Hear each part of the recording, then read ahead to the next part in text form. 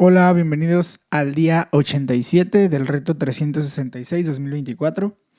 El devocional de hoy se llama 10 consejos importantes para los mensajeros de Dios. La resurrección física de Jesucristo es la piedra angular del cristianismo. La resurrección de Jesús confirma todo lo que él dijo acerca de quién era. No se trata de una figura histórica fallecida hace tiempo, realmente era un hombre cuya identidad era Dios. Resucitó, vive hoy y tú puedes ser su mensajero. Billy Graham ha grabado sus últimas palabras como mensajero de Dios al mundo. Son las palabras que dirá en su propio funeral. Hablará a la gente mediante un mensaje grabado, recordando que hay vida más allá de la tumba y llamando a todo el mundo y llamando a todo el que escucha a poner su fe en Jesús. Desde que Dios lo llamó en 1934, a los 16 años de edad, ha sido un mensajero fiel del Evangelio. Ha hablado personalmente sobre Jesús a más de 200 millones de personas. Ha sido amigo y consejero de 10 presidentes norteamericanos. La audiencia de toda su vida, incluyendo las transmisiones por radio y televisión, superan los 2.002 millones. Ha estado determinado a aprovechar al máximo cada oportunidad, incluyendo su propio funeral, para compartir el mensaje de Dios al mundo. Mi mensajero es la forma en que Dios describe a Juan el Bautista en Lucas 7:27. Tú también puedes ser un mensajero de Dios. Jesús habla de la palabra acerca del reino.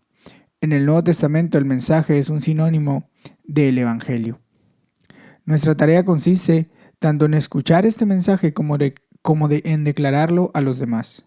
Salmos 37, del 32 al 40. Dice así: Los malvados acechan a los justos con la intención de matarlos, pero el Señor no los dejará caer en sus manos, ni permitirá que los condenen en el juicio. Pero tú espera en el Señor y sigue su camino, que Él te exaltará para que heredes la tierra. Cuando los malvados sean exterminados, tú lo verás con tus propios ojos. He visto al déspota y malvado extenderse como árbol frondoso en su propio suelo. Pero pasó el olivo y dejó de existir. Lo busqué y ya no pude encontrarlo. Observa a los que son íntegros y honestos. Hay porvenir para quien busca la paz. Pero todos los transgresores serán destruidos. El porvenir de los malvados será el exterminio. La salvación de los justos viene del Señor. Él es su fortaleza en tiempos de angustia. El Señor los ayuda y los libra de los malvados y los salva, porque en Él se refugian. Dice el comentario: permanece junto a Dios. Si quieres escuchar el mensaje de Dios, espera en el Señor y vive según su voluntad. La salvación de los justos viene del Señor. Él es su fortaleza en tiempos de angustia. El Señor los ayuda y los libra de los malvados y los salva, porque en Él ponen su confianza. Señor, ayúdame a estar cerca de ti, permanecer en tus caminos y esperar en ti. Busca la paz. Los mensajeros de Dios deben ser mensajeros de paz. Hay porvenir para quien busca la paz. No deberían ser agitadores ni provocar división innecesaria. En cambio, ser personas de paz. Jesús dijo: dichosos los que trabajan por la paz, Mateo 5:9. Señor, hazme un instrumento de tu paz, que donde haya odio, permíteme sembrar amor. Lucas 6, del 37 al capítulo 7, versículo 10. Vamos a leerlo. No juzguen y no se les juzgará. No condenen y no se les condenará. Perdonen y se les perdonará. Den y se les dará. Se les echará en el regazo una medida llena, apretada, sacudida y desbordante. Porque con la medida con que midan a otros, se les medirá a ustedes. También les contó esta parábola. ¿Acaso puede un ciego guiar a otro ciego? ¿No caerán ambos en el hoyo? El discípulo no es superior a su maestro, pero todo el que haya completado su aprendizaje será como su maestro. ¿Por qué te fijas en la astilla que tiene tu hermano en el ojo y no le das importancia a la viga que está en el tuyo? ¿Cómo puedes decirle a tu hermano, hermano, déjame sacarte la astilla del ojo, cuando tú mismo no te das cuenta de la viga en el tuyo? Hipócrita, saca primero la viga de tu propio ojo y entonces verás con claridad para sacar la astilla del ojo de tu hermano. Ningún árbol bueno da fruto malo, tampoco da buen fruto el árbol malo. A cada árbol se le reconoce por su propio fruto. No se recogen higos de los espinos ni se cosechan uvas de las zarzas. El que es bueno, de la bondad que atesora en el corazón, produce el bien, pero el que es malo, de su maldad produce el mal, porque de lo que abunda en el corazón habla la boca. ¿Por qué me llaman ustedes Señor, Señor, y no hacen lo que les digo? Voy a decirles a quién se parece todo el que viene a mí. Oye mis palabras y las pone en práctica. Se parece un hombre que al construir una casa cavó bien hondo y puso el cimiento sobre la roca, de manera que cuando vino una inundación, el torrente azotó aquella casa, pero no pudo ni siquiera hacerla tambalear porque estaba bien construida. Pero el que oye mis palabras y no las pone en práctica se parece a un hombre que construyó una casa sobre la tierra y sin cimientos. Tan pronto como la azotó el torrente, la casa se derrumbó y el desastre fue terrible. Lucas capítulo 7. Cuando terminó de hablar al pueblo, Jesús entró en Capernaum. Había allí un centurión cuyo siervo, a quien él estimaba mucho, estaba enfermo, a punto de morir. Como oyó hablar de Jesús, el centurión mandó a unos líderes religiosos de los judíos a pedirle que fuera a sanar a su siervo. Cuando llegaron ante Jesús, rogaron con insistencia: «Este hombre merece que le concedas lo que te pide. Aprecia tanto a nuestra nación que nos ha construido una sinagoga». Así que Jesús fue con ellos. No estaba lejos de la casa cuando el centurión mandó unos amigos a decirle: «Señor, no te tomes tanta molestia, pues no merezco que entres bajo mi techo. Por eso ni siquiera me atreví a presentarme ante ti, pero con una sola palabra que digas quedará sano mi siervo. Porque yo mismo soy un hombre sujeto a órdenes superiores y además tengo soldados bajo mi autoridad. Le digo a uno ve y va, y al otro ven y viene. Le digo a mi siervo haz esto y lo hace». Al oírlo, Jesús se asombró de él y volviéndose a la multitud que lo seguía, comentó: «Les digo que ni siquiera en Israel he encontrado una fe tan grande». Al regresar a casa, los enviados encontraron sano al siervo. Dice el comentario: no juzgues. Jesús dice: no juzguen y no se les juzgará, y no condenen y no se les condenará. La famosa historia de Jesús sobre tratar de quitar una astilla en el ojo de alguien cuando tenemos una viga en nuestro propio ojo desafía nuestras actitudes. Es mucho más fácil ver las faltas de quienes nos rodean que ver nuestros propios fallos y debilidades. Si vivimos de este modo, siempre estaremos enfrentándonos con los demás. Necesito prestar más atención a mis propios defectos y las áreas donde debo crecer. Solo entonces podré ayudar a reconciliar a otras personas con Dios en sus luchas. Cuando tratas a los demás con la misma paciencia que Dios te muestra a ti, eres más propenso a llevarte bien con la gente y reconocer el valor de los ministerios de otras personas. Señor, ayúdame a quitar las vigas de mi vida y a extender gracia hacia quienes me rodean. Perdona a los demás. Jesús dijo: perdonen y se les perdonará. Perdona a las personas aunque no lamenten sus faltas. El perdón ahorra el malgasto de ira, el costo del odio y el derroche de energía. El perdón que Dios te ofrece debería ser un círculo virtuoso que desborde en tus relaciones con los demás. Señor, gracias por haberme perdonado. Ayúdame a perdonar a los demás sin importar si lamentan o no lo que hayan hecho. Ofrenda tu vida.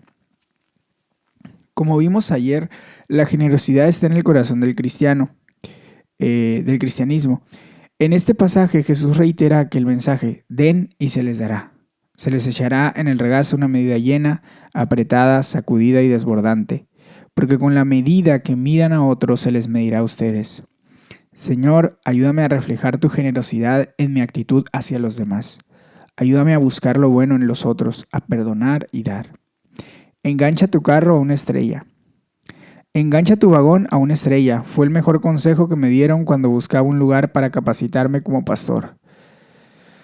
Jesús dijo: El discípulo no está por encima de su maestro, pero todo el que haya completado su aprendizaje a lo sumo llegará al nivel de su maestro. Al mirar a Sandy Millar, supe que él era esa estrella a quien quería parecerme. Por lo tanto, quería ser capacitado bajo su liderazgo, porque aunque yo sentía que nunca igualaría la sabiduría y los dones de mi maestro, al menos sabía hacia qué objetivo apuntaba. Esa es la razón por la que suelo leer biografías de personas como William Wilberforce, el Papa Juan Pablo II y Billy Graham. Sus ejemplos nos enriquecen e inspiran a apuntar más alto. Desde luego, en última instancia, Jesús es la única estrella. Engancha tu vagón a Él. Señor, gracias por los héroes de la fe que han vivido antes de mí y por los líderes que has puesto en mi vida. Ayúdame a aprender de ellos y procurar crecer en mi caminar contigo. Guarda tu corazón. Jesús dice, el que es bueno, de la bondad que atesora en el corazón, produce el bien, pero el que es malo, de la maldad, produce el mal, porque de lo que abunda en el corazón habla la boca. Si quieres ser un mensajero de Dios, tienes que llenar tu corazón con su mensaje, su presencia y su amor. Billy Graham siempre solía decir que le gustaba hablar desde la abundancia del corazón. Señor, ayúdame a guardar mi corazón y atesorar el bien, como oró David. Crea en mí, oh Dios, un corazón limpio. Salmo 51:10. Obedece la palabra de Dios. Superficialmente, las dos casas se veían iguales, pero la que colapsó no tenía cimientos. Jesús dijo, pero el que oye mis palabras y no las pone en práctica se parece a un hombre que construyó una casa sobre tierra y sin cimientos. La diferencia entre las dos es que la persona sabia oye el mensaje y lo pone en práctica. No es suficiente con estudiar el mensaje de Dios, debemos vivirlo. Conocer la palabra de Dios y obedecerla debería ser el cimiento de tu vida. Señor Jesús, ayúdame a escuchar tus palabras y ponerlas en práctica. Sométete a la autoridad. Toda autoridad viene de estar sometido a otra autoridad. El centurión reconocía que la autoridad de Jesús procedía de estar sometido a la autoridad, así como su propia autoridad como centurión para dar órdenes venía de estar bajo autoridad. Tu mensaje tendrá autoridad si estás sometido a la autoridad de Dios y eres guiado por su Espíritu Santo. Esta autoridad no te pertenece, eres autorizado por Dios para ser su mensajero. El apóstol Pablo habló de ser un embajador del Evangelio, 2 Corintios 5:20. Señor Jesús, gracias por haberme autorizado a ser tu mensajero. Ayúdame a ser un fiel embajador del Evangelio ante quienes me rodean.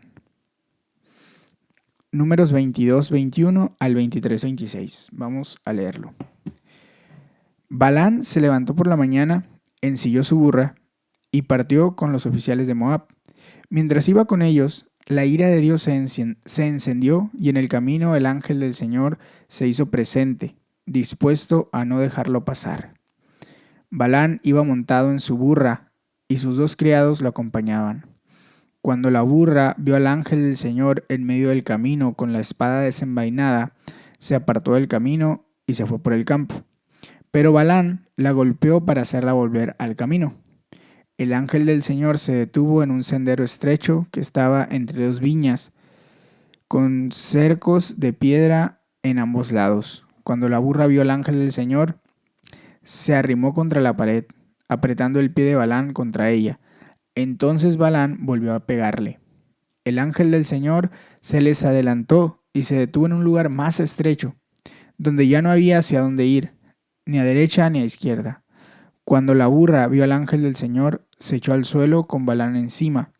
Entonces se encendió la ira de Balaam y golpeó a la burra con un palo. Pero el Señor hizo hablar a la burra, y ésta dijo a Balaam: ¿Se puede saber qué te he hecho para que me hayas pegado 3 veces? Balaam respondió: Te has venido burlando de mí. Si hubiera tenido una espada en la mano, te habría matado de inmediato. La burra contestó: ¿Acaso no soy la burra sobre la que siempre has montado hasta el día de hoy? ¿Alguna vez te hice algo así? No, respondió Balaam.